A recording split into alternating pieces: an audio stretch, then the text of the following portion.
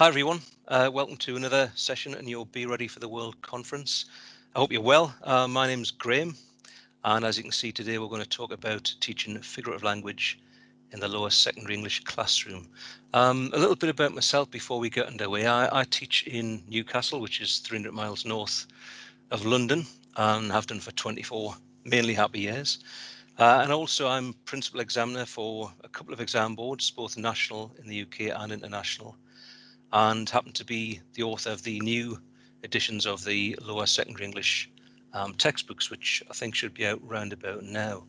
So what we're going to do today is think a little bit about a very specific bit of the new framework, which, as you know, starts in September, and how we might tie it into our pedagogy, and think about a few of the ways forward for the students that we teach, and try and help them with this area which they occasionally do find tricky, don't they? How to write about metaphor and symbol and actually make it worthwhile. I'll probably make the same points as the session wears on, which is really about the fact that when students do deal with metaphor, sometimes they do it in what you might call a standalone way, where it feels sort of bolt on, as if they're just writing about it in isolation. Whereas really what students are meant to do is kind of tied to the meanings of the text. So we'll talk about that today. We'll also talk about metaphor as a way of deepening ideas. And that it's a funny thing, isn't it? Even in using that phrase, deepening ideas, I'm already speaking metaphorically, if you like. It's impossible to avoid metaphor. In a way, language is metaphorical, isn't it? Everything stands for something else. Obviously, that's a bit further on than where our kids need to be. But if we take those ideas, that metaphor, symbol, figurative language generally is a way of extending and developing ideas of texts. And if you push that one step further, of course, then metaphor opens up meanings. It makes things multiple. Now, that is probably far too advanced for a lot of the students that we teach in lower secondary, of course. But if we can introduce them gently to those sort of ideas and see writing about figurative language as a way of actually helping them understand the text, then that is a good thing.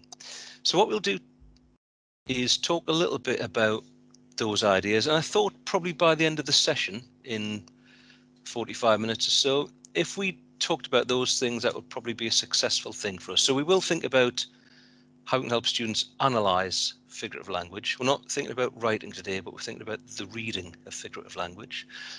We'll think a little bit about how you might tie in that new framework in practical ways to things you do in your lessons.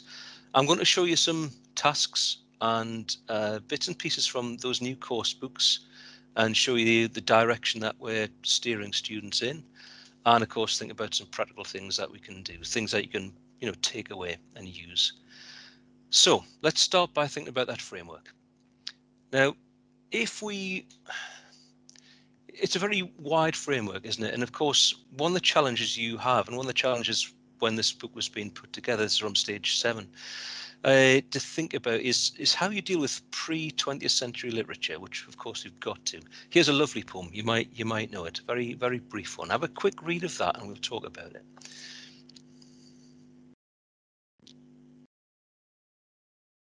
Okay, so very, in some ways, accessible pre-20th century text, and one, of course, laden with figurative language. Now, if we were to use this now a classroom, of course, one of the things that you might want to focus on, for argument's sake, is that final line. So we have the description of the eagle, and the final payoff line is the bit where he swoops down like a thunderbolt. Okay, so let's use that as a little base text for the next 5 minutes to talk about what we might do and how we might approach it. One of the big issues around writing about language, form, structure in any way is some students don't quite make the connection between the bit of language they're writing about and the wider, bigger meanings of the text. And they fall into that trap, which we've all done, I guess, at some point in our English career, of writing about things for the sake of it. And really, if you look at that framework, and there are two pieces from it, if you look at RVO3 there in stage 7, we've got the usual sort of terminology you find in exam specifications about and frameworks, about identifying techniques, and then this idea about how they create effects in a specific context, and the importance of terminology and so on. So that's a very important point, isn't it? That what you do when you're a student and you're writing about metaphor is you're trying to think about the effect it creates in that particular text. And that also ties, of course, into the idea of interpretation. That what you're trying to do as a student is identify, if you like, the technique, and you might identify a bit of the text like we did with the simile like a thunderbolt. But what we're trying to get to is think about the implicit meanings, the meanings behind it. So avoiding feature spotting, as I'm sure we tell all our students, is a really sensible thing to do. Not just spotting metaphor personification for the sake of it, but trying to link it to the big ideas of the text. So let me show you. There's a task based on the eagle. And if we look at task A, identifying the techniques, that's kind of like a ground zero thing, isn't it? That is the feature spotting bit where you say to your students, right, okay, what have we got going on here linguistically? What is Tennyson doing with language? And of course, you may well spot bits of personification and so on. But the actual writing task B that follows, write a paragraph explaining the effect of the figurative language. That word effect is used in a very broad way, isn't it? And when students get that wrong, what they try and do is they try and explain what simile does, rather than actually thinking about what simile is doing in that specific poem, and thinking about, in that last sentence on the screen there, the impact. So in other words, how does it help the reader understand the meanings of the text? So let's look at a couple of examples here from students writing. So in example one, you'll recognize this sort of style of analysis. Have a quick read of that.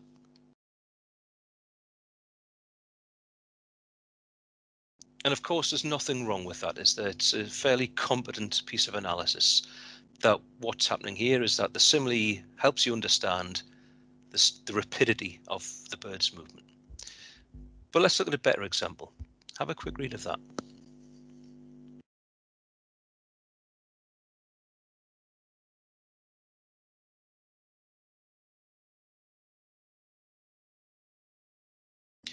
And of course, what we have here in the latter half of that paragraph is a student who is really opening up meanings. So not only have we got the idea of the bird's movement and the suddenness of it, but we've also got this idea that, like lightning, the eagle too can be deadly. So we've got a student here who's thinking, a little bit more broadly here, I guess, not only about speed, but also savagery. And then we've got this great bit at the end. The big idea of the text, that the natural world can be beautiful, can be awe-inspiring, can be sublime, but it can also be dangerous. Now, it's probably a rare student who can produce that style of paragraph, but if we help them aim towards that and think a little bit about not closing down meanings and thinking of, metaphors being a sort of fixed thing, but something which broadens a text or deepens a text. Let's look at something else. We mentioned context earlier on, and context is a slippery word, isn't it? But in this sort of bit of language focus that I included in one of the textbooks, we're trying to make the point, I suppose, that in this case, if you had the cross sign, the X sign, that is not a fixed meaning. So in the UK, if you're a student, you get your work back and the teachers put a big red X against your work, it probably symbolizes something pretty bad, really, that you got something wrong. But think about the way that an X might be used in, say, a text message, signifies something else there. And even in that world, a single kiss might in some ways be construed as being dismissive rather than for or something. Or in the world of mathematics, it symbolizes something else entirely. So it's very important for students, I think, to grasp the idea that metaphorical language is dependent very much upon the text in which you read it. And anything that they say about it it's got to be rooted in the text they're dealing with for it to make a kind of sense. So some examples. Again, I think this is taken from one of the workbooks. But depending on where you live, depending on your morality or how you view the world, then a white flag might be seen as something which is positive, sign of peace, might be seen as a sign of weakness, or things like a gold medal, or a snake. I mean, snakes are very interesting, have lots of different connotations in various religions and cultures around the world. So I think, that sort of approach by saying to students, when we're dealing with this, we're thinking about the width of metaphor rather than trying to narrow things down. Let's look at another text. You may know this poem. It's a great one, City Jungle. We're going to think about three things in relation to this particular poem. It's a poem which deals with, which you can guess from the title, I guess, if you don't know it. It presents the city as a sort of lively, dangerous sort of place. So we're thinking about the overall idea of the text, and then we're thinking, how does the figurative language support that idea? And then beyond that, the kind of where the goal dust is, what meanings, plural, can be seen in that figurative language. Okay, here's the text. Have a quick read of that one.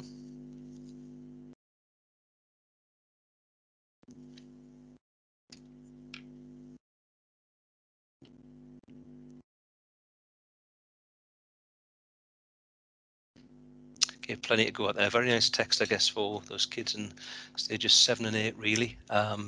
Lots of things to latch on to. Let's imagine that students are trying to deal with that particular bit. It was the top of the second column, I think, wasn't it? A motorbike snarls, dustbins flinch. So, when we invite students to work in groups, I mean, one of the benefits of that kind of constructive approach is it allows them, I suppose, to bounce ideas off each other and see that actually people read things in different ways. A very important part of our English studies, isn't it? There's one interpretation, that what we have here is an oral image, and it's aggressive and it sounds threatening. There's one strand of the metaphor, if you like. Another way of looking at it, of course, is that it, broader sense, that it suggests a kind of animalistic quality.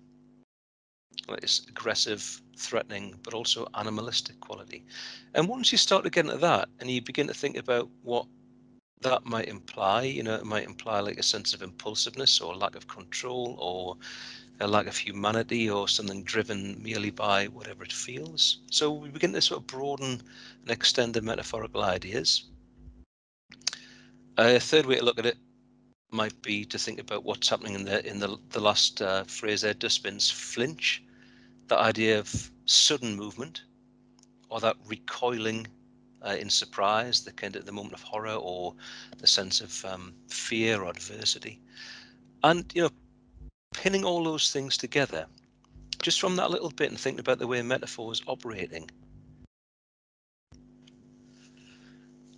we might come to some of those conclusions. You'd hope your best students might see what's happening here, that what it's doing in the context of the text, it's implying that the city is an aggressive place. So we're taking one bit of text and actually broadening the whole thing out into the meaning of the overall story of that particular poem. And the fact that we've got sort of items in opposition, that's where the aggression lies, isn't it? That sort of sense of fear and animosity or whatever. And of course, that what we have is this suggestion of aggressor and victim. So, from a very, very straightforward text, thinking in a broader way about how we can open up that can of meanings is a very positive thing. A great text to use. Now, as part of the trials for some of those texts I used in the book, we got a few students to write some things, and we give them this sort of mantra, if you like, that when you're writing about figurative language, you're trying to think about the bigger picture. What's going on in the text for a start? What's the big idea in the text, the theme, if you like, the significances that come out of it? Then, how is language used to convey that? And then, how does language actually extend those ideas? What's going on like below the surface, if you like? And I think on the next slide, Yeah, if you think so, tying it together, effect in terms of the whole text, and thinking also about deducing meanings. So in tackling a poem in that way, we're kind of covering those two objectives really rather nicely. And here's a nice example. So we did a little bit of a test bed with some students in a school here, and this is one of the students, but it's quite nice. Have a little read of that.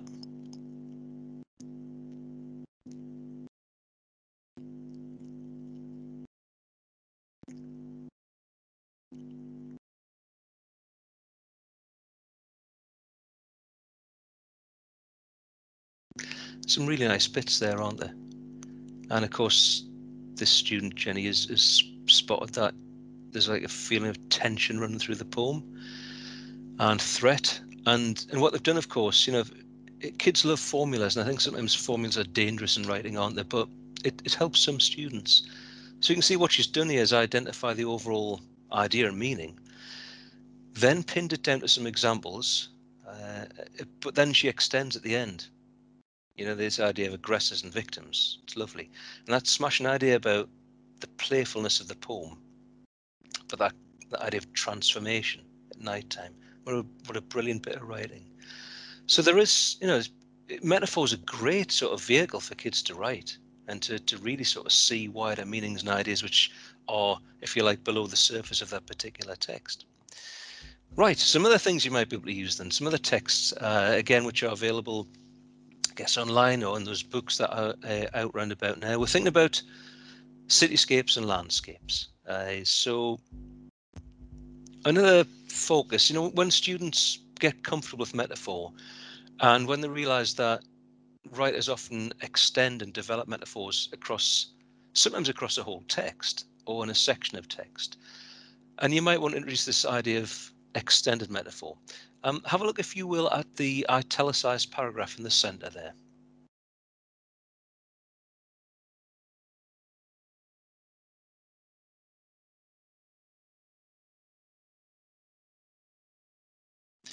So, of course, what we have is a writer who is describing a landscape, well, a townscape, I guess, using the metaphor of water.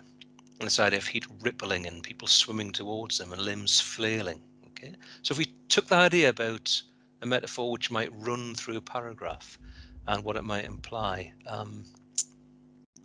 well, let's think about this one. Have a quick read of that description of a city.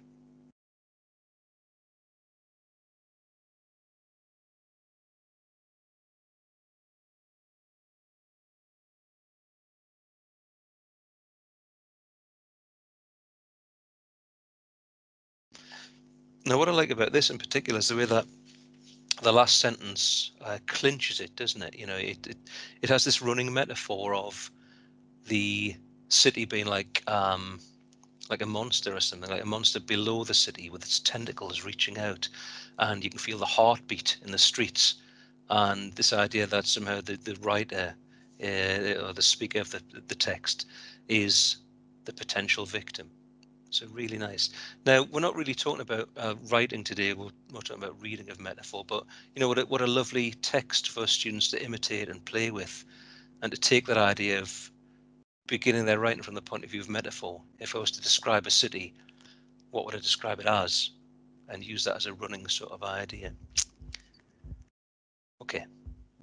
So, I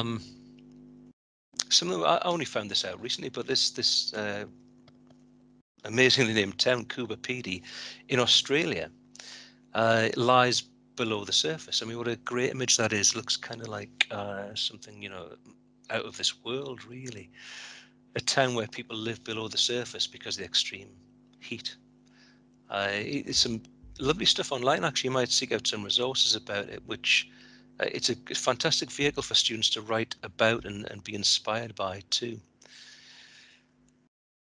Have a look at this bit of writing, which describes the desert town of Coober Pedy.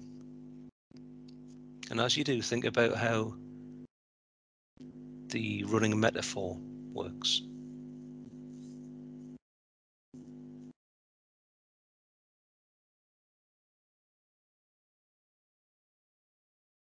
Now, of course, we've been talking about, without really realizing it, I guess, opinions and views and narrative voices. And the voice here, I suppose, is really that of a speaker who is passing a kind of pejorative judgment on this place. It's like the voice of an outsider arriving somewhere and thinking how odd and strange and unnerving, and how it looks like a piece from sci-fi. So if we took that as an idea and thought about how a student might analyze that and think about the implied meanings, we can get quite nicely into the viewpoint of the writer. What are they really saying about a place or a person? What's below the surface? So here's an example of how you might do that.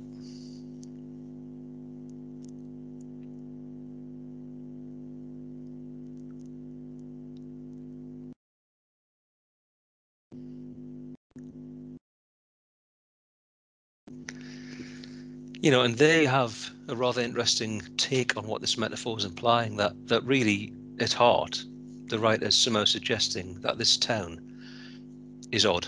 It's not normal. It's abnormal, in fact.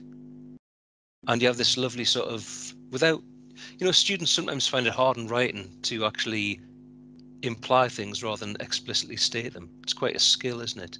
And metaphor can be a nice way of doing that. Rather than saying, I am in a town and it is really odd. Well, this particular text, this writer manages to actually imply those things through the metaphor of the alien landscape. So quite a nice little text there. We'll talk about a further text here and think a little bit about symbolism. Some of those terms are a little bit grey, aren't they? The edges of them: metaphor, symbol, and motif. And where does one end and where does one start? And I guess motif's about the repetition and sometimes development of an image across a text. But let's think a little bit about, you might know this particular story. It's a great little tale. Grandmother's Song it's set in Peru.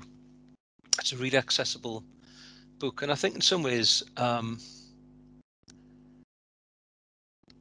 it's highly readable and can be read by fairly young children, but in the best way of these things, can be interpreted on so many levels by older and indeed adult readers.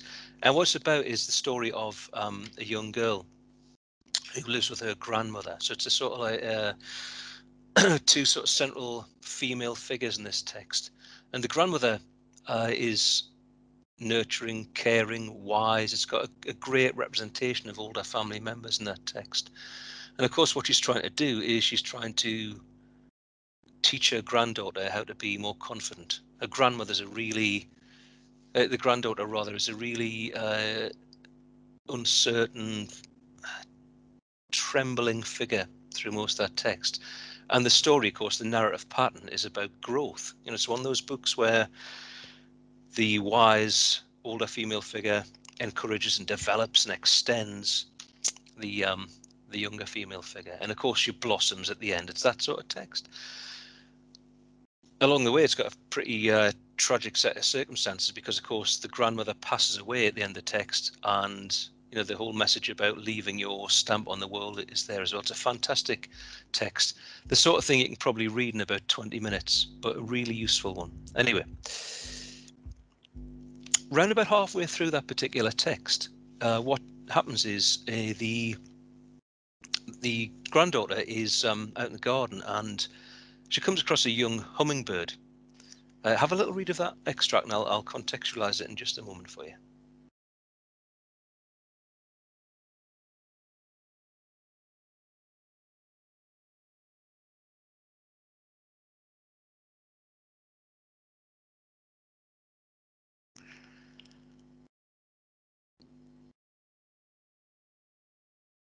Now, you may well be able to see where this goes. It's the story of one previously uncertain creature, the granddaughter, discovering another, this hummingbird, and taking care of it.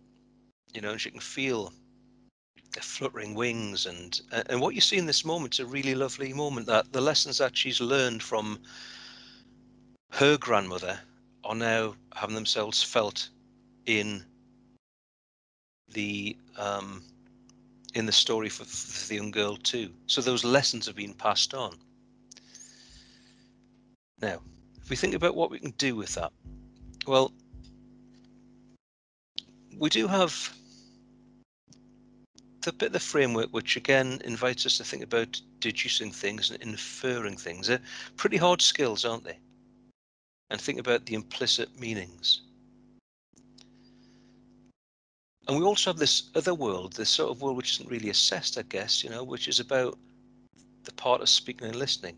And I don't know if you agree with me, but discussion, speech, oracy, however you want to term it, is a really central bit of our English curriculum and a really important bit of students' development, learning to share ideas and to get ideas. You talk to any student, it's an odd thing, group work, isn't it? You talk to any student and they like it, and they kind of freely admit that sometimes you work in a group and the work rate does go down. I'm pretty sure, when teachers get together in groups and chat about work-related things in a CPD session, they don't always stay on topic, I'm sure. It's a fairly commonplace thing. But the benefits, I think, outweigh the disadvantages.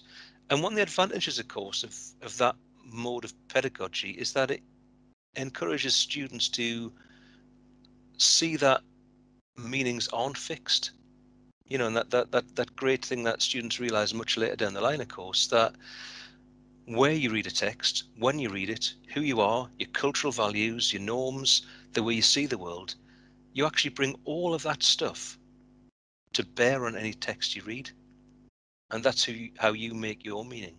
So I'll give you a reading of Grandmother's song just before there, which is mine, about personal growth, and probably the dominant reading of that text. But actually putting students in a position where they can share ideas and feel confident that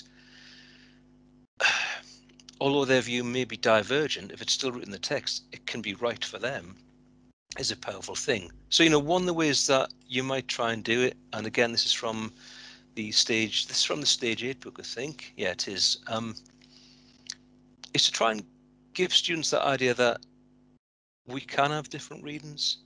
So there we have 3 different readings expressed by 3 different pseudo characters, I guess. That on the one hand, it's about the hummingbird symbol shows how much the granddaughter has developed. There's one sort of take on that. On the right hand side, that actually the hummingbird reveals the daughter's level of care and actually reflects upon the grandmother too. But another way of seeing it, of course, is that it says something about relationships, and it says something about the human and animal kingdom, that they have a lot in common with each other, that they're both sort of frightened creatures in a way. So think, in this world of investigating metaphor, what students want, of course, is a very sort of simple way of pinning things down and saying that a metaphor which says this means that. And of course, we're in that slippery world where students get older. They kind of do realize that you can read text in different ways. And what better way to actually investigate that than through metaphor? And if you can track that story down, it's in that stage 8 book, but if you can track it down elsewhere too, I mean, use it. It's a fantastic and accessible piece of writing. Okay, I want to say a few final thoughts about what we've talked about today, and to think about some of the messages and ways forward. So what I've been trying to argue really, I guess, is that writing about figurative language in and of itself is probably pretty useless. Spotting a simile and sort of making a very bland point about a simile allows you to realize that something is like something else is a very low level skill. The harder one, the difficult thing that we need to work out over time with our kids really is to get them to see how it links to the whole text. What it's saying about character, what it's saying about theme, idea, where it fits in the narrative pattern, how it changes something. Hence this idea of context. Some of those phrases and specifications can be slightly woolly, can't they? Impact, effect, context. But what it really means to me is thinking about it in the sense of the story that it is rooted in. and how it might allow you to interpret theme or develop a reading. We said towards the end of this presentation that discussion is a very, very valuable tool for opening up meanings. You know, it's like one of those sort of light bulb moments when kids sort of realize that you could read something in a different way to your friend on the next table and still kind of be right. You know, and it's a difficult thing for students to grasp in English studies, that particular idea, as long as it's, of course, rooted in the factual accuracy of the text. We haven't talked today about creative writing, but I'm sure you can see from a lot of those trails that we've set up in this previous 30 minutes that there are so many avenues you can then go down from a creative point of view. That great Tentacles of Dagar piece, you know, seeing a township as a kind of monster, or perhaps even something more positive, is a sort of brilliant way to help students use metaphor in a more subtle way. You know, the extended metaphor in which you don't say, you don't explicitly rather imply or show that something is something else. You kind of let the reader work out what's going on and maybe clinch it in the last sentence. A beautiful kind of narrative pattern. Now, if you, like me, one of the joys of teaching English is it does allow you to wax lyrical about the stuff we've been talking about today, but also you sometimes can forget your own development. You know, you get locked into a world of Key Stage 3 material, as we call it in the UK. So if you do fancy a bit of brain food, that's a great book, The Metaphors We Live By. And it's quite an old text now, but it makes some fascinating points, which are far too advanced for the kids we teach, but for ourselves, about the way that actually metaphor works as a kind of linguistic device, first of all, but more than that, much more than that, as a way of negotiating the world. I was thinking this morning, if you got up on a Monday morning and you talked about feeling down, that whole spatial metaphor, feeling upbeat, all related to your kind of position and role in the world, and even your lying in bed and feeling down and feeling blue, or being up and about in the world, or like we said today, deepening ideas through a metaphor. The whole world is kind of laced with that stuff, isn't it? Even there's one there for you, laced. Anyway, I'm whittering on now. It's been smashing talking to you. It really has. I hope you are well. We've had a kind of a rather bizarre year, haven't we? To say the very least. So I hope you and your family and your colleagues and your students are all hale and hearty, and I hope that you enjoy the rest of the session, and good luck. Thank you very much.